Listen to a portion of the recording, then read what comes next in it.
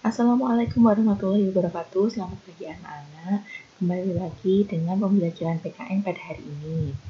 Sebelum melanjutkan ke materi selanjutnya, saya ingin kalian membuka tugas minggu lalu. Tolong yang salah dibetulkan, yaitu yang pertama tentang gambar dari pertanyaan kritis. Nomor 1, apa yang Anda temukan pada gambar di atas? Jadi gambar di atas itu adalah gambar tentang demonstrasi. Yang kedua, perhatikan mengapa bisa terjadi peristiwa tersebut. Jadi peristiwa tersebut terjadi karena adanya kebijakan pemerintah yang tidak sesuai dengan masyarakat. Yang ketiga adalah mungkin peristiwa tersebut menyimpang dari nilai Pancasila. Mungkin bisa terjadi karena dari gambar tersebut kita lihat bahwa adanya perusakan sarana dan prasarana, yaitu dengan cara pembakaran itu sudah melanggar atau menyimpang dari yang namanya nilai Pancasila. Kemudian yang keempat, apa yang terjadi jika peristiwa tersebut tidak segera diatasi?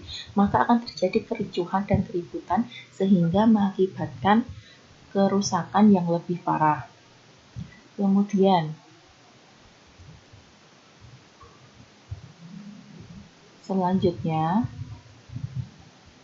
gambar selanjutnya yaitu tentang ayo berlatih.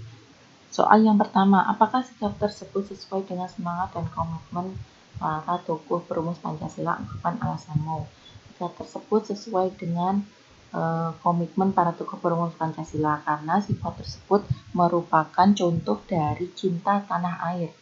Nomor 2, bagaimana mempertahankan sikap tersebut sesuai dengan Pancasila? Jadi harus mengembangkan sikap cinta tanah air dengan tidak membeda-bedakan sesama, dengan membanggakan negara Indonesia, dengan menggunakan produk Indonesia, dan lain-lain. Yang ketiga, semangat apa yang dapat dilihat dari gambar tersebut? Semangatnya adalah nasionalisme atau rasa cinta terhadap tanah air dan patriotisme, yaitu rasa ingin melakukan segala-galanya untuk negara. Yang keempat, bagaimana sikap kalian di sekolah agar sesuai dengan semangat para pendiri negara seperti pada gambar? Sikapnya adalah tetap saling menghormati antar teman, mengikuti peraturan yang ada di sekolah, dan lain-lain. Jadi tolong nanti yang salah dibetulkan. Kemudian lanjutan dari bab 1. Kemarin kita sudah mempelajari tentang perumusan Pancasila. Dirumuskan oleh BPUPKI, disahkan oleh BPKI pada tanggal 18 Agustus 1945. Kemudian sekarang hubungan nilai Pancasila dan norma. Oke. Jadi kita bahas norma. Kita gabungkan bab 2 dengan bab 1 karena ada penyederhanaan materi. Jadi bab 2 tidak dihilangkan, hanya saja digabungkan dengan bab 1 yaitu dengan nilai-nilai Pancasila. Oke. Norma di masyarakat, yaitu aturan atau kebiasaan yang berlaku di masyarakat, entah itu tertulis ataupun tidak tertulis. Nah, di masyarakat itu norma itu ada 4, yaitu norma agama, norma kesusilaan, norma kesopanan, dan norma hukum. Norma agama itu adalah peraturan tentang kehidupan manusia yang berasal dari Tuhan, yang diturunkan melalui wahyu di kitab agamanya masing-masing. Jadi setiap agama itu punya peraturan yang berbeda-beda. Contoh dari sikap yang sesuai norma agama adalah kalau kita agama Islam berarti sholat, suka beramal, tidak mencuri, tidak berjudi, tidak mabuk-mabukan, menjalankan syariat Islam dengan baik. Kemudian perilaku yang tidak sesuai berarti kebalikannya. Yang kedua adalah norma kesusilaan, yaitu peraturan yang bersumber dari bisikan kalbu atau suara hati manusia, yaitu tentang baik buruknya perilaku. Jadi misalnya berkata jujur, berpakaian rapi, berperilaku adil. Yang ketiga adalah norma kesopanan. Norma kesopanan itu adalah aturan yang berhubungan dengan pergaulan manusia di kehidupan sehari-hari yang bersumber dari masyarakat. Jadi contohnya adalah menghormati orang lain, berkata sopan, kemudian menundukkan badan apabila berjalan di depan orang yang lebih tua. Yang keempat adalah norma hukum, yaitu peraturan yang berlaku di masyarakat dibuat oleh badan negara atau lembaga negara yang bersifat memaksa dan apabila melanggar akan mendapatkan sanksi yang tegas dan nyata. Contohnya adalah menaati peraturan rambu-rambu lalu lintas, kemudian membayar pajak, tidak mencuri, seperti itu. Jadi gunanya aturan di masyarakat itu untuk mengatur kehidupan manusia agar sesuai dengan kehidupan sehari-hari yang pasti sesuai dengan nilai Pancasila. Jadi ada hubungannya norma dan Pancasila. Nah, kita bisa lihat gambar ini. Ini adalah gambar atau contoh perilaku yang tidak sesuai aturan atau tidak sesuai dengan norma. Gambar yang pertama yaitu tentang beberapa orang yang melanggar lalu lintas, yaitu pada rambu lalu lintas tidak diperbolehkan untuk belok, tetapi banyak orang yang melanggar, yaitu banyak orang yang putar balik. Nah, ini adalah norma hukum. Ini adalah pelanggaran dari norma hukum. Berarti sikap yang sesuai adalah menaati peraturan lalu lintas, yaitu menaati rambu-rambu yang berlaku di sepanjang jalan. Kemudian gambar yang kedua adalah minum minuman keras. Ini berarti melanggar yang namanya norma agama dan norma hukum. Yang ketiga, gambar siswa yang sedang tidur di dalam kelas. Ini pada saat pembelajaran. Jadi ini adalah contoh pelanggaran dari norma kesusilaan. Yang keempat adalah tawuran.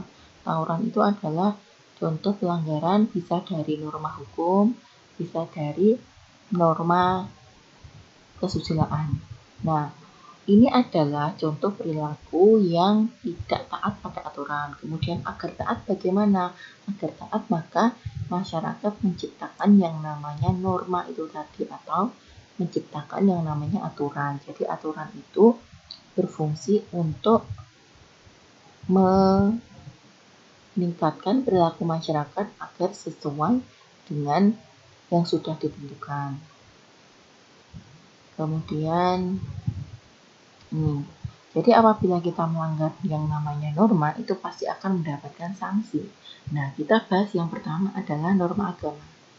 Sanksi dari norma agama itu adalah mendapatkan dosa. Jadi misalkan kalian tidak sholat, kalian menjelek-jelekkan agama lain, itu akan mendapatkan dosa.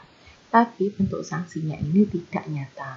Atau ketika ini nanti adalah sanksi ini kalian dapat ketika nanti kalian berada di akhirat. Kemudian yang kedua adalah norma kesusilaan, yaitu apabila kalian itu tidak jujur dalam ulangan harian misalnya, kalian itu akan merasa bersalah. Karena apa? Karena kalau kalian mencontek kemudian nilai kalian bagus, maka itu adalah hasil dari pekerjaan orang lain, bukan hasil dari pekerjaan kalian sendiri. Kemudian yang ketiga adalah norma kesopanan. Jadi norma kesopanan itu sanksi dari masyarakat adalah celaan, cemooh, dikucilkan dari pergaulan. Misalnya kalian berkata kotor, pasti akan dijauhi teman kalian. Misalnya kalian tidak berpakaian sopan, pasti akan dicemooh atau digunjing oleh orang lain. Nah, ini yang terakhir ini adalah sanksi dari pelanggaran norma hukum. Jadi yang namanya hukum itu di Indonesia harus dipatuhi oleh siapapun. Apabila melanggar, sanksinya itu tegas dan nyata. Jadi yaitu hukuman penjara dan denda tergantung dengan perbuatan yang kalian lakukan apabila melanggar. Kemudian kenapa kok harus ada norma? Kenapa kok harus ada aturan? Jadi fungsinya adalah untuk pedoman dalam bertingkah laku manusia. Yang kedua adalah apabila kita hidup sesuai aturan, maka akan tercipta yang namanya kerukunan antar masyarakat. Yang ketiga adalah dapat mengendalikan diri agar tidak melanggar yang namanya aturan. Nah, terus apa hubungannya dengan Pancasila? Jadi, nilai-nilai yang terkandung dalam Pancasila, sila 1 sampai dengan sila kelima itu berhubungan dengan yang namanya norma. Kita bahas yang pertama, yaitu tentang sila pertama, yaitu ketuhanan yang Maha Esa. Ketuhanan yang Maha Esa sudah jelas, berarti nilai yang terkandung adalah nilai ketuhanan. Kalau nilai ketuhanan berarti berhubungan dengan norma agama, yaitu tentang peraturan dalam suatu agama. Jadi setiap agama itu punya peraturan yang berbeda-beda. Sanksinya sama, sanksinya semuanya adalah dosa apabila melanggar. Dan apabila mentaati akan mendapatkan pahala. Yang kedua yaitu Sila kedua adalah kemanusiaan yang adil dan beradab. Berarti nilai yang terkandung adalah nilai kemanusiaan. Nilai kemanusiaan itu berarti tentang kehidupan manusia berhubungan dengan manusia yang lain di masyarakat.